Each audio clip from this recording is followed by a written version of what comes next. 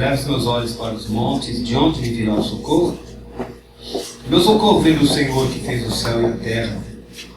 Ele não permitirá que os teus pés vacilem, não dormitará aquele que te guarda. É certo que não dormita, nem dorme o guarda de Israel. O Senhor é quem te guarda. O Senhor é a tua sombra, a tua direita.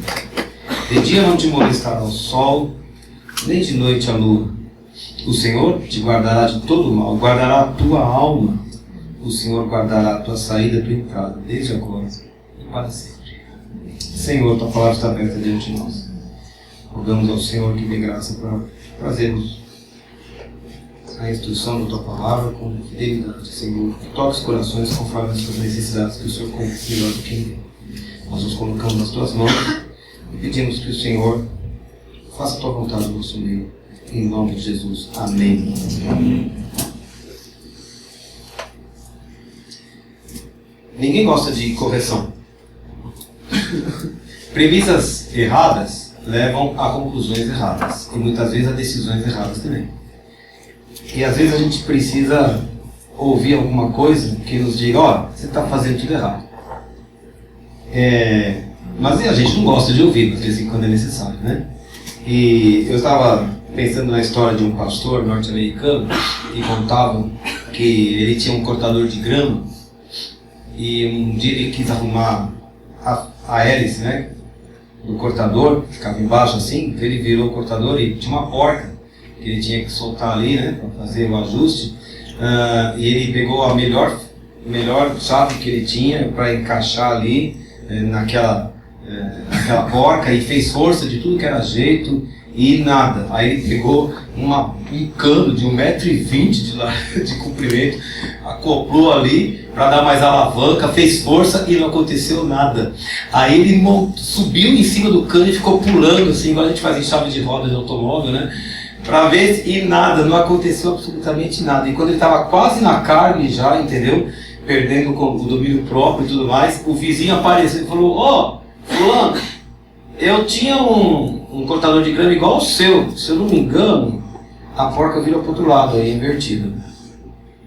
Aí ele pegou, era mesmo, era invertida. Que bom, que ele estava fazendo força, a troco de nada, desnecessário, montando em cima, pulando, xingando. Ainda bem que apareceu alguém e disse, ó, você está fazendo do jeito errado. O Salmo 121 é esse salmo que vem nos dizer que muitas vezes a gente tem um conceito de vida cristã que não é o adequado, não é o que a Bíblia nos ensina, né? E ele é a oportunidade que nós temos para desistir de gastar energia do jeito errado na vida cristã. E o conceito muito errado, eu acredito que não seja o nosso aqui, mas que você pode encontrar em alguns lugares aí, é o de pessoas que acham que no momento em que elas se fizeram cristãs, os problemas acabaram, né?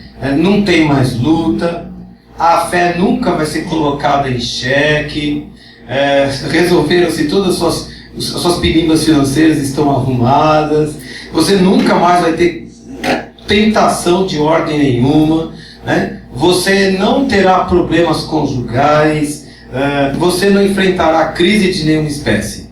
E essas pessoas muitas vezes acreditam que, se por acaso algum desses elementos acontecerem em sua vida, ou é porque Deus virou as costas para cuidar de gente mais importante, mais digna talvez, ou é porque você pisou muito feio na bola com Deus e Ele então vai te castigar dessa forma, etc. Graças a Deus que nada disso é verdade. Se tem uma coisa que a gente enfrenta na vida é luta. Problema, encrenca, confusão, né? E isso não significa de jeito nenhum que Jesus virou as costas para a gente. Jamais foi isso. O Salmo 121, né, é responsável por dizer que essa perspectiva de vida cristã é uma falácia. E ele vai nos trazer a direção certa para a vida cristã. Nós estudamos um mês e meio atrás o Salmo 120 e nós vimos que ali o indivíduo, o salmista no caso, ele reconhece que ele estava vivendo longe de Deus e que ele vivia no meio de pessoas fraudulentas, pessoas traiçoeiras, pessoas violentas, pessoas mentirosas, e ele se cansa daquele esquema de vida, e ele diz, eu não quero mais isso, eu viro as costas para esse esquema, e agora eu começo a caminhar na direção de Deus. O nome disso é arrependimento, quando a gente abandona um modelo de vida, e a gente decide adotar um outro modelo. Mas o Salmo 121 vai nos dizer que esta caminhada não é fácil em hipótese alguma. Ela não é um bosque verdejante, com relva macia e com rios e aves cantando nas árvores ali. Não tem nada disso e muitas frutas para você comer a granel. Não é nada disso. Muitas vezes essa caminhada é muito mais parecida com um deserto, passando lá no meio da caatinga, né? Com muitos perigos, muitas dificuldades, um terreno árduo. A nossa vida cristã muitas vezes é cheia de confusões dessa espécie. E muitas vezes nós tropeçamos, estamos lá no chão, aquele sol batendo na cabeça, né? E a gente se desespera ao olhar as situações ao nosso redor, e a gente olha para cima e só vê montanha, montanha, montanha para todo lado, e a gente pensa assim, eu levo os olhos para os montes, de onde é que eu socorro? E o Salmo 121 vai nos mostrar que muitas vezes nós buscamos o socorro no lugar errado. Mas o versículo 2 ele traz a resposta. O meu socorro vem do Senhor, Criador dos céus e da terra. Amém? Para a pessoa que está andando num terreno seco, árido, acidentado, nesse salmo nós vemos 3 perigos muito claros. Versículo 3, né? Ele poderia pisar numa pedra. Ele poderia tropeçar numa pedra e se esborrachar no chão ali, né? Ou ele poderia pisar numa pedra solta, em falso, torcer o pé. Alguém aqui já torceu o pé nas calçadas de São Paulo? Já tropeçou aí no meio-fio? Pois é, então você sabe do que está falando, né? Então é um pouco pior, mas é mais ou menos isso aí.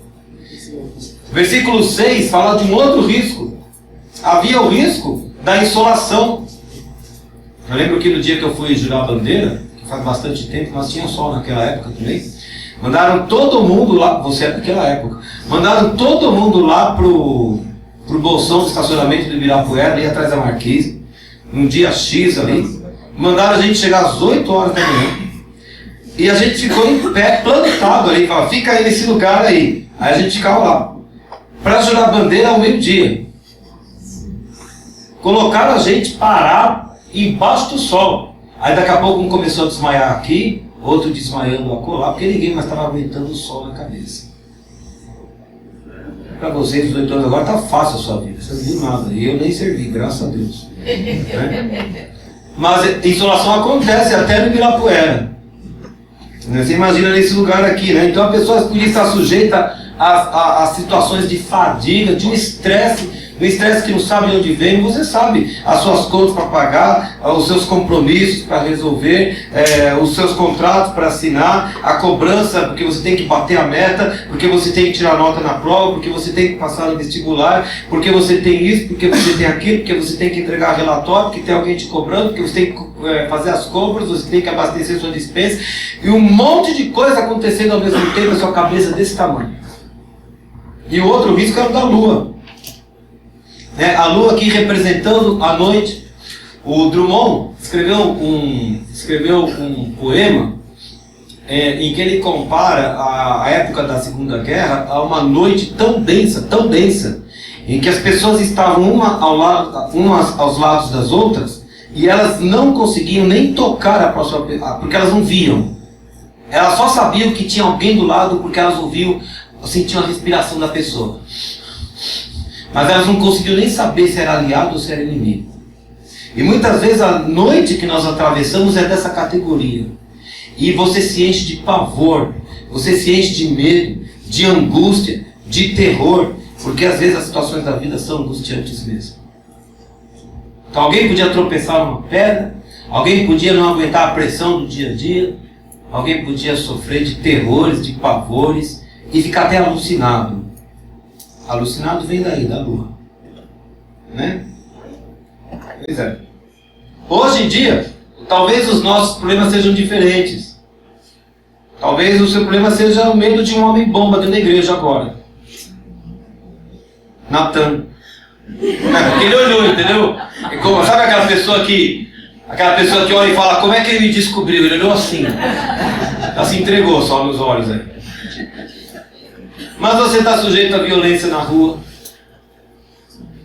dificuldade financeira, epidemia. Deu sarampo agora, gente. Todo mundo com medo de pegar sarampo. Acidentes podem acontecer a qualquer hora. Enfim. E nós vivemos aí, né?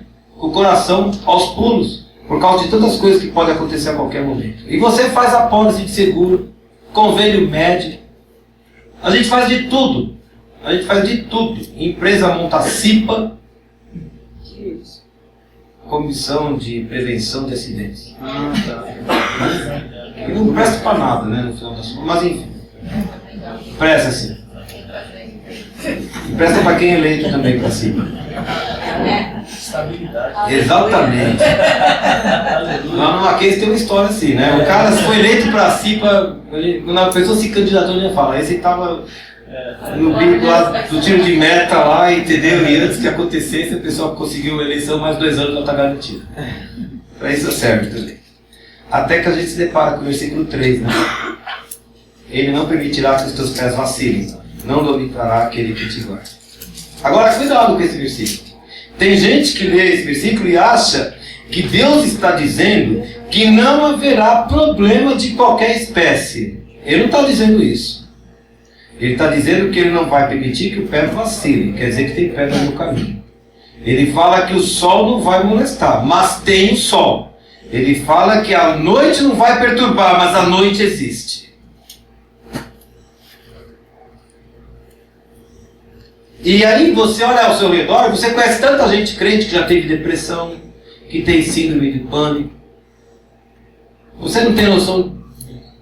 Assim, eu trabalho com jovens da idade desses que estão aqui na minha frente, e quando a gente tem uma reunião de conselho de classe, vocês não têm noção de quantos problemas a gente escuta e de quantas síndromes há. E eu fico pensando assim, quando eu era aluno, não se falava disso. Pode ser que houvesse, está entendendo? Mas a gente não sabia dessas coisas.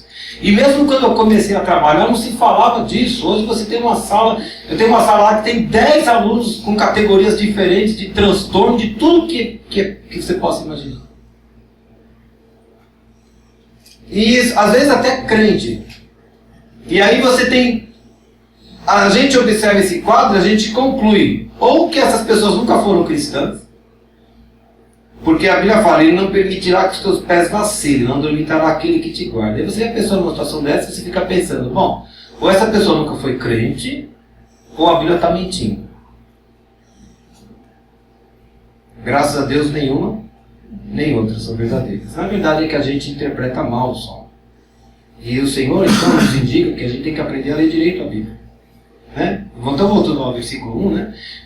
No momento de tormento, o salmista olhou para os montes e perguntou, de onde me virá o socorro? O que havia para ver nos montes? Ele podia ver os montes, a beleza dos montes, o céu saindo por trás dos montes, aquela noção de majestade, de grandeza. Na verdade, quando ele olha para os montes, o que ele está esperando é que surja de algum lugar alguma força maior do que o problema que ele está enfrentando, alguma coisa que seja capaz de resolver o seu problema e de guiar o seu caminho. Agora, para o hebreu que olhava para o monte, lembre-se, né, você está lendo um livro que foi escrito num contexto, e se você não consegue entrar no contexto, a leitura fica sempre, né, complicada, comprometida. Para o hebreu que estava lá, montes eram lugares comuns de adoração e de prática de cultos pagãos. Na verdade, quando ele fala, eu olho para os montes, a pergunta é, será que a minha resposta vem dos montes, onde eles cultuam o sol, onde eles cultuam a lua, onde eles cultuam Baal? Será que a minha resposta vem de lá? Não! A minha resposta não vem dos montes. A minha resposta vem do Senhor, que criou os montes.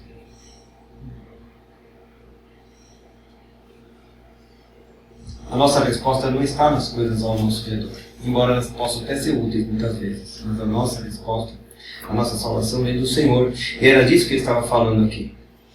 Aquelas pessoas praticavam até mesmo a prostituição nos montes. Então, quando você lê, por exemplo, os livros de Samuel, Reis e Crônicas, né? Mais especificamente Reis e Crônicas, muitas vezes o reino de Judá teve reis bons, mas a palavra de Deus fala que embora o rei servisse ao Senhor e fizesse o que agradasse a Deus, o povo continuava sacrificando nos altos. Então havia em Judá, parece que duas religiões paralelas acontecendo. Havia a religião oficial do rei que servia ao Senhor, mas havia aquelas pessoas que se colocavam nos montes e praticavam seus cultos ali.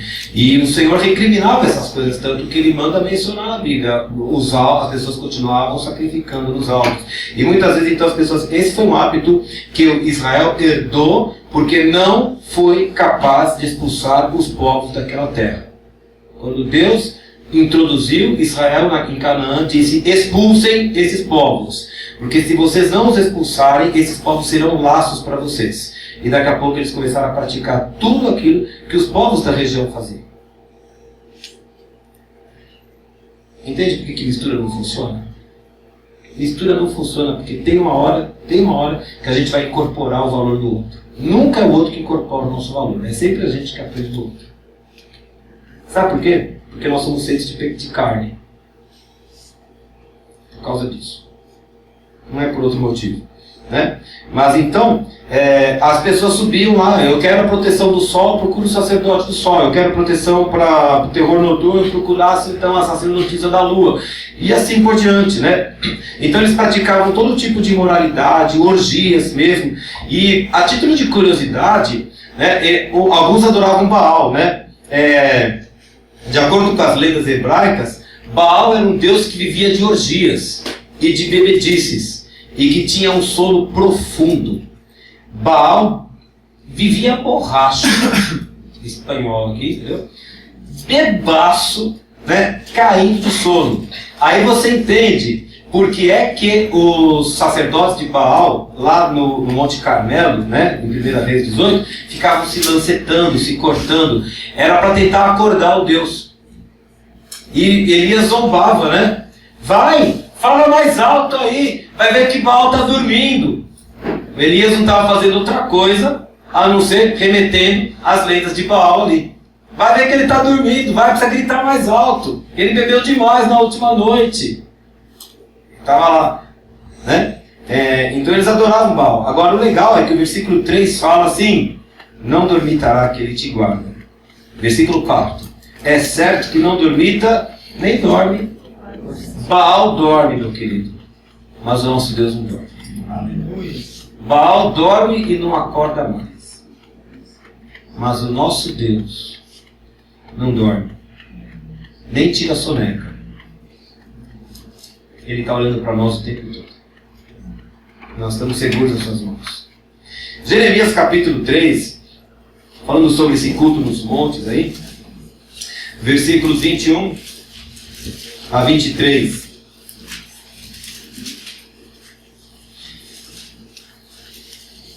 Jeremias estava recriminando o comportamento do povo, a idolatria de Israel. Ele falou assim: nos lugares altos ouviu-se uma voz, pranto e súplicas dos filhos de Israel, porquanto perverteram seu caminho e se esqueceram do Senhor seu Deus. Onde foi que eles foram reclamar? Onde é que eles foram clamar?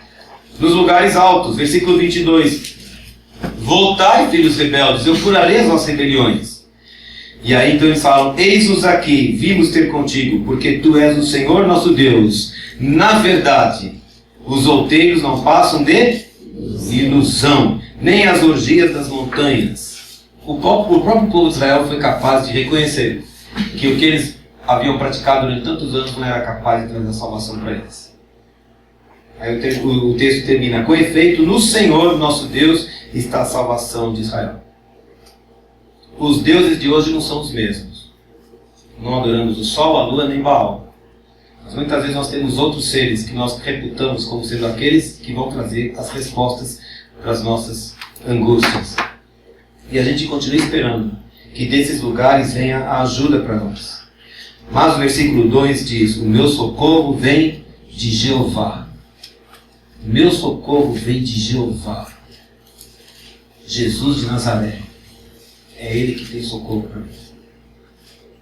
Salmo 121 então está me dizendo que na minha caminhada rumo a Deus, além de eu me desapegar do mundo que está ao meu redor, que é um mundo hostil, né? Que é um mundo perverso, é um mundo que não tem temor de Deus, nós precisamos compreender que daqui por diante a nossa provisão, a nossa proteção virá do Senhor. Esse salmo me ensina a dizer não apenas para o mundo, mas ele me ensina a dizer não para uma religião falsa. Ele me ensina a dizer não para uma religião humanista que põe o ser humano no centro e que me ensina que eu tenho que procurar o meu melhor, que eu tenho que ser a melhor pessoa que eu posso ser, que eu tenho que ser a melhor versão de mim mesmo para que eu possa atingir meus grandes objetivos, quando na verdade Paulo falou que ele era o pior dos pecadores. Ele falou: em mim não habita bem nenhum. A minha melhor versão de mim mesmo chocaria vocês.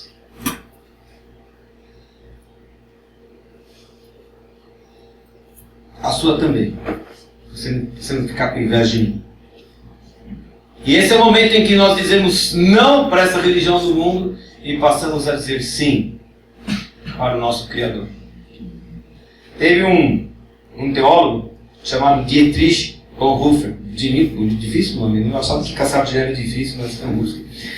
Ele tem uma frase muito legal que diz assim: sempre será verdade que o rumo mais sábio para o discípulo é dirigir-se sempre e somente pela palavra de Deus com toda a simplicidade. Eu vou repetir porque a frase é longa, tá? Sempre será verdade que o rumo mais sábio para o discípulo é dirigir-se sempre e somente pela palavra de Deus. Sempre e somente. Você não precisa de outras coisas, você precisa do seu Salvador. Você precisa do seu Salvador. Com toda simplicidade. Isso significa que qualquer desvio, por menor que seja,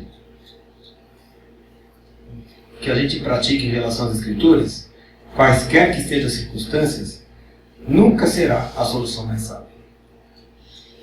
Aliás, falando em Elias no Monte Carmelo, qual era o problema de Elias com o povo? Qual era o argumento dele com o povo?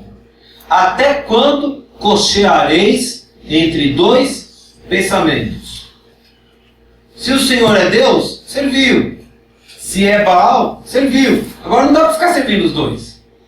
Em quem você confia? Você confia em Jeová ou você confia em Baal? E então ele faz o desafio do fogo. Aquele que responder com fogo, esse aqui é Deus. Nós sabemos quem respondeu com fogo e quem responde até hoje. Então, versículo 3 e 4, vou repetir o que eu acabei de falar, porque é bom a gente lembrar essas coisas. Os versículos 3 e 4 me ensinam que Baal e qualquer outro Deus pode dormir, mas o nosso Deus não dorme. Ele não nos perde da sua mão. Ele não tira os olhos sobre nós em nenhum momento. E quando você pensou que você ficou abandonado, quando você pensou que Deus virou as costas para você, quando você chegou aquele momento crucial da sua vida e falou: agora não tem mais o que fazer, o Senhor continuava olhando para você naquele instante. Você não saiu debaixo dos olhos do Senhor nem por um segundo. Ele não dormiu. Graças a Deus. Versículo 5, o Senhor é quem te guarda, Ele é a sombra à tua direita. E eu quero ir além, sem cometer transgressão contra o Salmo. Nós cantamos isso: o Senhor está diante de mim, o Senhor está atrás de mim, o Senhor está à minha direita, o Senhor está à minha esquerda, Ele está sobre mim, Ele está debaixo dos meus pés, não no sentido de que eu mando nele, mas Ele me cerca por todos os lados e Ele me guarda. Eu não estou fora do alcance da mão de Deus. Eu não estou tão longe que Ele não possa me tocar. Nem você. Versículos 3. Ele fala, versículo 3, que Ele vai guardar os meus pés. Versículo 7 diz que Ele vai guardar a minha alma. O nosso Deus é poderoso para guardar o nosso físico e para guardar o nosso espírito. Deus não é Deus apenas da matéria, Ele é Deus do espírito. Ele não é Deus somente do espírito, Ele é Deus da matéria. Ele nos cuida integralmente. Integralmente. Versículo 8. Ele nos guarda na entrada e na saída. Agora eu fico pensando assim, né? A pessoa que estava saindo, Ele vai guardar a tua saída e a tua entrada. Aquelas pessoas que estavam saindo daquelas regiões baixas, elas estavam saindo daquela civilização, elas estavam saindo daquele meio, e elas iam percorrer toda uma peregrinação, uma jornada, até uma entrada adiante. O Senhor ia guardar desde a saída até a entrada e o tempo todo. Nosso Deus está conosco em todo o tempo, em todos os lugares, cuidando de nós integralmente, à direita, à esquerda, diante de nós, por trás de nós, sobre nós. Ele está conosco. Versículo não, daqui a pouco eu vou falar. Esse salmo não é sobre os meus problemas. Este salmo não é sobre mim. Este salmo é sobre Deus. Este salmo não está falando das minhas dificuldades nem das suas. Porque na verdade o que o salmo está me dizendo é que pouco importam as dificuldades. Eu tenho Deus. Esse salmo fala sobre Deus. Versículo 2. O meu socorro vem do Senhor. Versículo 5. O Senhor te guarda. O Senhor é a sombra à tua direita. Versículo 7. O Senhor te guardará de todo mal. Versículo 8. O Senhor guardará a entrada e a tua saída. A tua saída, a tua entrada, agora e sempre. O Senhor, o Senhor, o Senhor. Não sei na sua Bíblia, na minha apareceu 5 vezes. O Senhor. O salmo é sobre Jesus.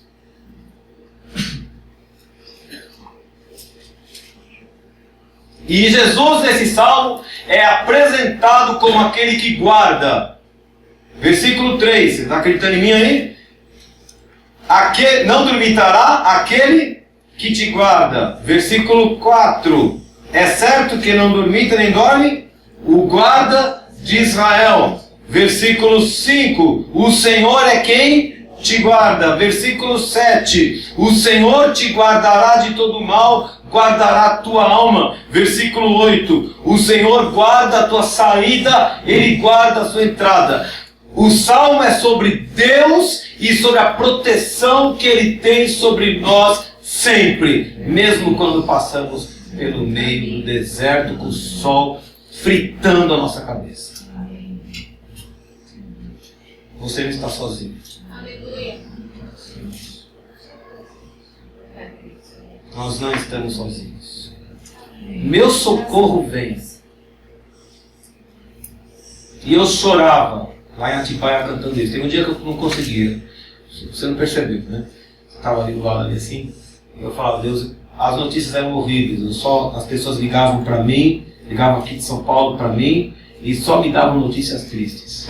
Eu só tinha Nice ali, eu ia falar com quem? Né? Eu sentava lá com a Nice, falava, aconteceu assim, assim, assim. E domingo de manhã nós vamos cantar. Senhor, para onde que eu vou olhar agora? Para onde que eu vou olhar? Senhor, seja o meu socorro. Seja o meu socorro. E Ele é o nosso socorro. Teu socorro é o Senhor, meu Deus. Eu não sou teu socorro, pastor nenhum é teu socorro, igreja nenhuma, ninguém, o Senhor é o teu socorro. O Senhor é o teu socorro.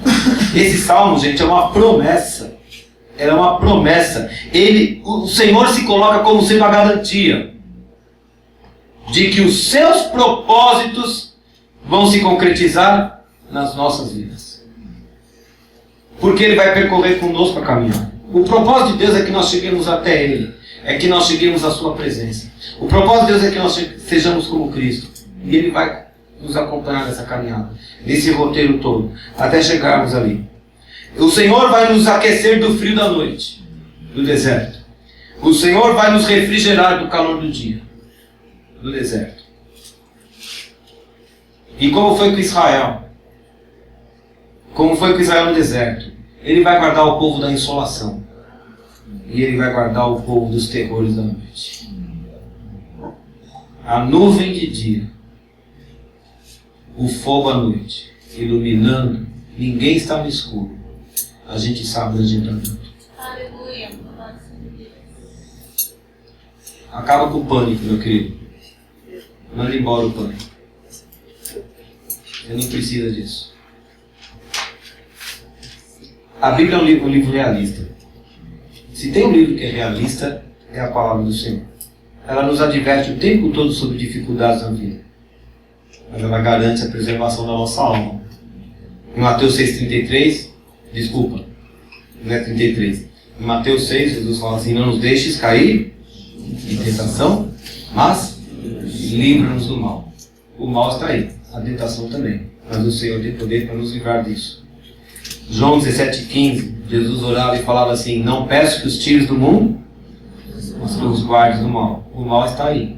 Jesus sabia disso e orou sobre isso. 1 Coríntios 10,13, Paulo escreve: não vos sobreveio tentação que não fosse humana, mas Deus é fiel e não permitirá que sejais tentados além das vossas forças. Pelo contrário, juntamente com a tentação vos proverá livramento. Diga provisão. O Senhor tem provisão para você. De sorte que a possais suportar. João 16,33. Estas coisas vos tenho dito para que tenhais paz em mim. No mundo passais por aflições. Jesus falou: mas tem de bom ânimo. Eu venci o mundo. O Senhor. Eu elevo os olhos para os montes. De onde vem o socorro? Não vem dos montes. O socorro vem do Senhor, que fez o céu e a terra. Então, desde que nós renunciamos a um esquema de vida falso, um esquema de vida violento, um esquema de vida hostil, um esquema de vida que despreza e que nega a presença de Deus, e começamos uma caminhada, nós estamos seguros nessa jornada. Agora, existe algo que a gente precisa aprender a evitar. Muitos crentes, infelizmente, vivem dois sistemas religiosos. A gente vive uma religião gloriosa, vencedora, que canta general, eu sei que estás adiante. A gente tem uma religião brilhante, cheia de fé, bíblica, que nos garante vida por meio de Jesus e que nós praticamos muito bem todos os finais de semana. Sábado, domingo, terça-feira, vamos lá na extensão. E nesses dias, essa religião vem com tudo. Estamos cheios de fé. Mas, quando a gente chega na segunda-feira, quarta, quinta, sexta, a gente vive uma outra religião. E parece que a gente se esquece de que o mesmo Deus que está aqui hoje está subindo as escadas do prédio 19 comigo, quando eu vou para a aula. É o Deus que entra com você no metrô. É o Deus que te acompanha ao médico. Ele está aqui e Ele está lá com você também. E da mesma forma que eu posso recorrer a Ele aqui, Ele espera que eu recorra a Ele lá. Quantas vezes nesse ano eu tenho subido a escada? São 2 lances enormes de escada onde eu trabalho. Antigamente eram 4. Aí eles viram, graças a Deus estou ficando velho, mas não descer o pessoal no andar. Quantas vezes eu tenho subido e falado: Senhor, me dê graça para entrar no 3B1 e dar aula lá, e olhar para a cara de algumas pessoas e pregar o Evangelho. Senhor, me dê graça para entrar no 3B5 e fazer o melhor trabalho que eu posso, apesar das circunstâncias. Quantas vezes eu tenho subido a escada e falo: Senhor, suba comigo essas escadas. Quantas vezes eu queria, na verdade, pegar, voltar para o estacionamento, dirigir o carro para casa, entrar embaixo do cobertor e ficar por lá. Você também tem os seus dias assim. Eu sei que você tem. Você não é diferente de mim. Você só não tem o 3B1 e o 3B5. Mas você tem um monte de coisa também para você.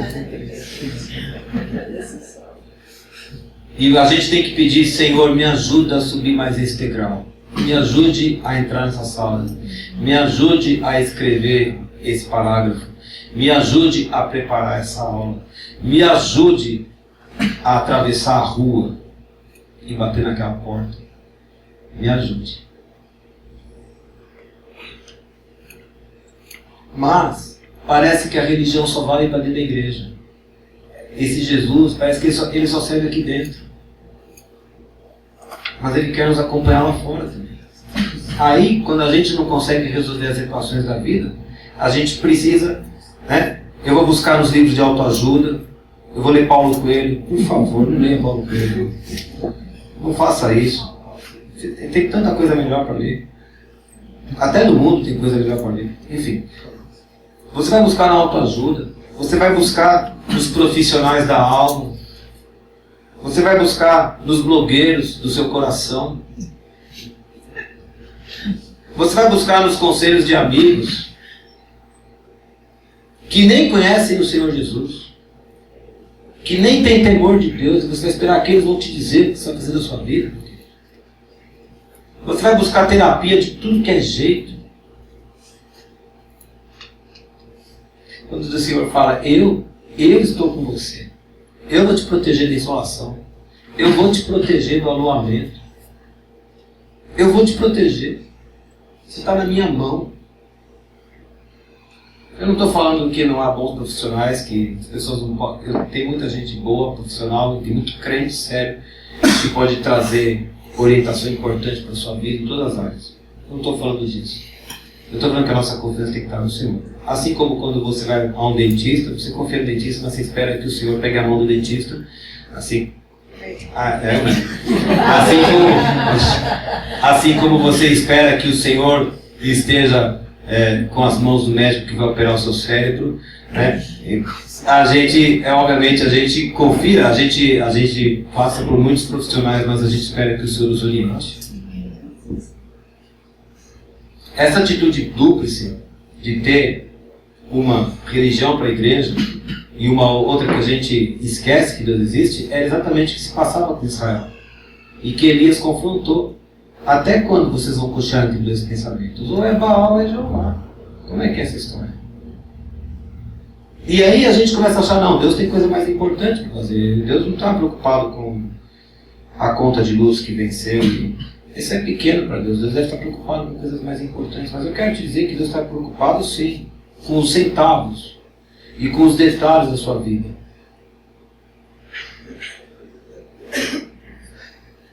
Ele está nos acompanhando o tempo todo.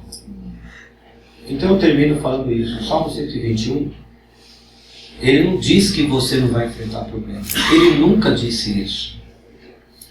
Ele está dizendo, em síntese, que nada pode impedir o Senhor de cumprir os seus propósitos na sua vida. Nada.